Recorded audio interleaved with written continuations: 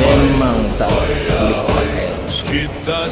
Sebab itu dia boleh puji Mustafa Kamal Atatürk, musuh Islam yang paling utama, dan ini guru pada Dr. Mahathir. Sekarang baru dia bukakan. Sebab itu UMNO dikata Bilau Haru Biru, sebab ketua dia Mahathir, ketua Mahathir Mustafa Kamal Atatürk yang menjahannamkan Islam di dunia Islam.